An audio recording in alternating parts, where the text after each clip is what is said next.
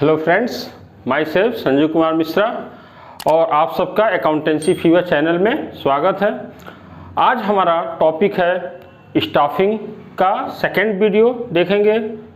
Subject हमारा पता है आपको, बिजनेस स्टडी। तो बिजनेस स्टडी का चैप्टर है स्टाफिंग और स्टाफिंग का सेकंड वीडियो, जिसमें आज हमारी बात होगी human resource management. Human resource management, और यहाँ हम एक वर्ड का इस्तेमाल और करेंगे, staffing as a part of human resource management. Staffing क्या है, पहले वीडियो में हम जान चुके हैं। Staffing as a part of human resource management, मतलब ह्यूमन रिसोर्स मैनेजमेंट का स्टाफिंग एक क्या है, मात्र हिस्सा है। अगर देखा जाए तो बहुत सारे एक्टिविटीज हैं ह्यूमन रिसोर्सेज मैनेजमेंट के, बट हमें पहले ये जानना होगा कि ह्यूमन रिसोर्सेज मैनेजमेंट होता क्या है। ह्यूमन रिसोर्स मैनेजमेंट के बारे में हम जानते हैं, तो हमारा टॉपिक यहाँ पे एक्सप्लेन किया गया है ह्यूमन रिसोर्स मैनेजमेंट। तो इसमें लिखा है, इसमें दे रहा, it refers to manage human resources, यानी ह्यूमन रिसोर्सेज को कैसे मैनेज किया जाए। जो हमारे ऑर्गेनाइजेशन में जो हमारे स्टाफ्स होते हैं, या जो हमारे पास ह्यूमन रिसोर्सेज अवेलेबल होते हैं, या जिन ह्यूमन रिसोर्सेज की आवश्यकता होती है किसी ऑर्गेनाइजेशन में, उनको किस तरह से कैसे मैनेज किया जाए according to requirement of organisational objective. मतलब कि किसी भी ऑर्गेनाइजेशन में जो उस ऑर्गेनाइजेशन के ऑब्जेक्टिव्स होते हैं, उस ऑब्जेक्टिव्स के अकॉर्डिंग हमारे पास किस तरह के स्टाफ की ज़रूरत होगी, किस तरह से हम वहाँ अवेलेबल स्टाफ्स को ट्रेंड करेंगे, उनको डेवलप करेंगे, उनका रिम्यूनरेशन कैसे डिसाइड होगा, उनका मोटिवेशन कैसे होगा, ये सारी चीज़ें कौन कंट्रोल करता है, कौन मैनेज करता है? ह्यूमन रिसोर्सेस मैनेजमेंट का यह काम है। यह किसी भी मैनेजमेंट का बहुत ही इंपॉर्टेंट फंक्शन कहा जाता है। ह्यूमन रिसोर्सेस मैनेजमेंट किसी भी ऑर्गेनाइजेशन में यह बहुत ही इंपॉर्टेंट मैनेजमेंट का रोल माना गया है। यहाँ पे है human resources management is the recruitment. इनका काम क्या होता है? तो human resources management is the recruitment, selection, development, utilisation, compensation and motivation of the human resources of the organisation. यानी ह्यूमन रिसोर्सेस मैनेजमेंट का काम क्या होता है? वह किसी भी ऑर्गेनाइजेशन में किस तरह के जॉब्स की रिक्वायरमेंट है, किस तरह के एम्प्लॉइज की रिक्वायरमेंट है, कैसे स्टाफ की रिक्वायरमेंट है, वो स्टाफ हमको कहाँ से मिलेंगे, किन सोर्सेज से हम उन स्टाफ्स को अरेंज करेंगे, इसको हम बोलते हैं क्या? रिक्रूटमेंट।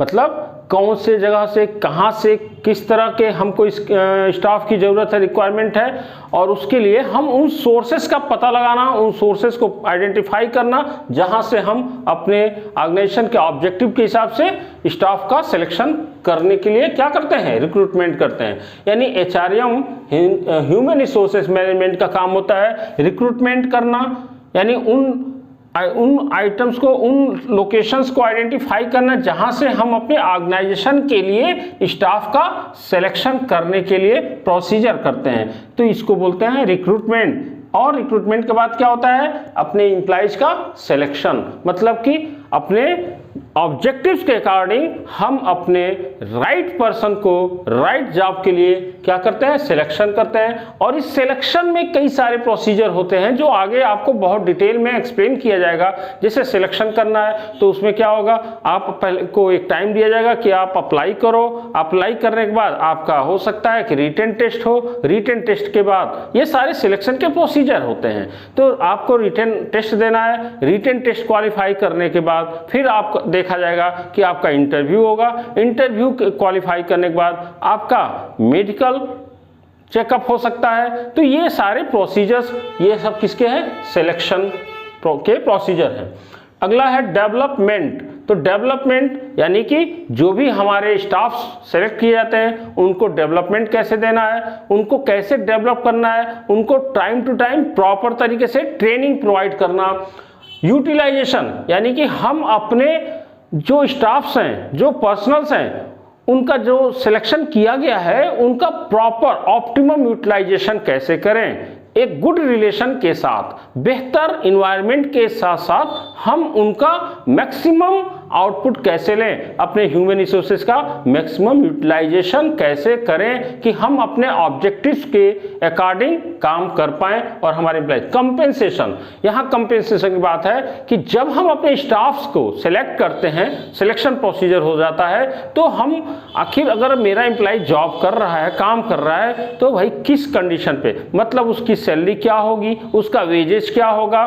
कंपेंसेशन का मतलब काम के बदले में आप स्टाफ को क्या देने वाले हो, आप किन शर्तों पे उसको जॉब पे रखते हो, उसकी सैलरी क्या होगी, उसका वेजेस क्या होगा, उसका प्रमोशन के लिए क्या अपॉर्चुनिटी होंगी, उसका प्रमोशन के साथ साथ उसका डिमोशन के क्या कंडीशंस हैं, साथ में बहुत सारी चीज़ें। आप उसको मेडिकल फैसिलिटीज प्रोवाइड करोगे नहीं, आप उसके फैमिली को एजुकेशन फैसिलिटी प्रोवाइड करोगे, मतलब क्या क्या चीज़ें आप उसको रिटर्न में देते हो अगर आपका स्टाफ आपके साथ काम कर रहा है। यानी बदले में कंपेंसेशन के रूप में, काम के बदले में आप अपने स्टाफ को क्या देंगे, ये सारा प्रोसीजर।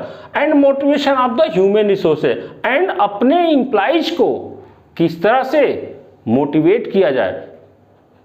मोटिवेशन का सेंस ये है कि हर एक इंडिविजुअल को इस प्रकार से उनके जॉब से कनेक्ट किया जाए और उनके अंदर एक मोरल मोटिवेशन इस प्रकार से किया जाए कि वह अपने फर्म के लिए, ऑर्गेनाइजेशन के लिए एक बेहतर रिलेशन, बेहतर इन्वायरमेंट में बेहतर तरीके से काम करने के लिए प्रयास कर सकें। तो उनका मोटिवेशन भी प्रॉपरली होना चाहिए।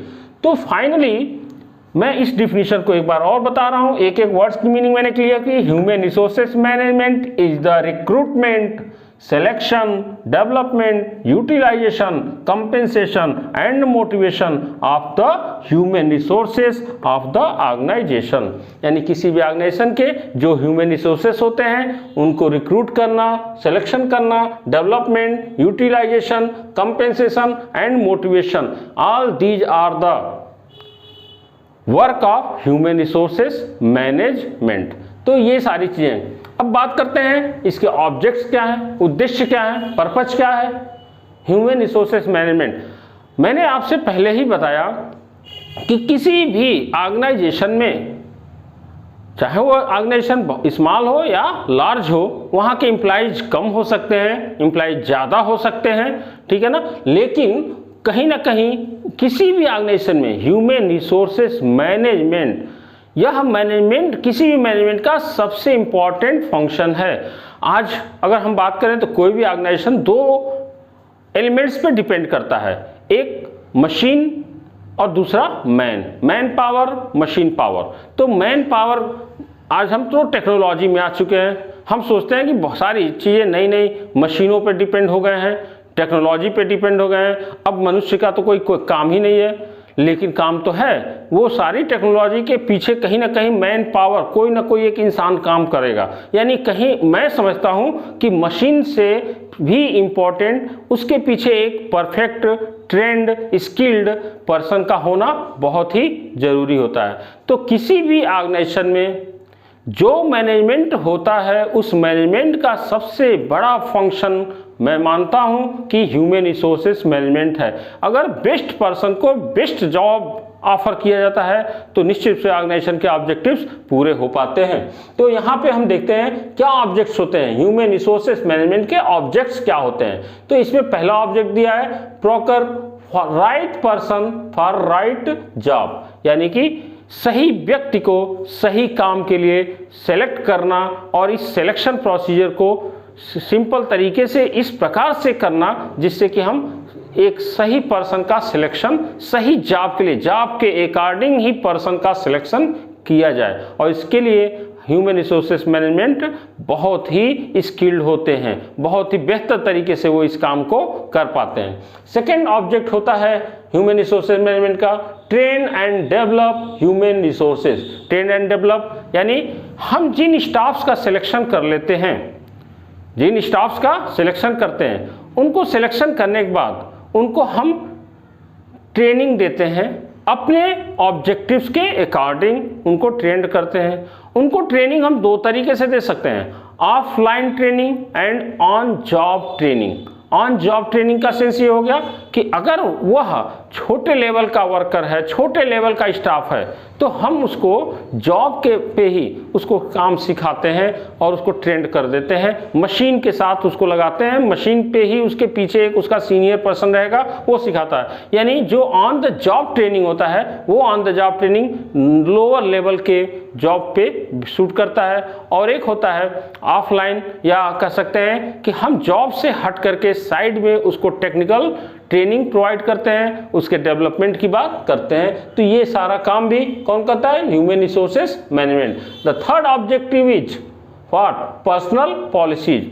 ह्यूमन रिसोर्सेज मैनेजमेंट का काम होता है अपनी ऑर्गेनाइजेशन के लिए पर्सनल पॉलिसीज बनाना। पर्सनल पॉलिसीज का मतलब क्या हो गया कि हर एक पर्सन जो जिस डेजिग्नेशन पे काम कर रहा है, जिस वर्क के लिए, जिस जॉब के लिए वो अपॉइंट हुआ है, उस ईच एंड एवरी जॉब के लिए हर एक पर्सन के लिए पॉलिसी डिसाइड करना, पॉलिसी बनाना, और उस पॉलिसी के अकॉर्डिंग ही हम अपने उन स्टाफ से वर्क लेते हैं। उनको पूरी पॉलिसी एक्सप्लेन की जाती है, उनको पूरी पॉलिसी बताई जाएगी, भाई मेरे वहाँ आपको इतने टाइम आना है, इतने टाइम जाना है, इतनी यूनिट का प्रोडक्शन करना है, या इतनी क्वालिटी का प्रोडक्शन करना है, आपको इतना सैलरी मिलेगा, इतना आपका पनिशमेंट होगा, अगर आप गलत करते हो तो क्या होगा। ये सारी पॉलिसीज उनको समझानी पड़ती है, बतानी पड़ती है, और ये काम ह्यूमन रिसोर्सेज मैनेजमेंट ही कर पाता है। नेक्स्ट पॉइंट है पर्सनल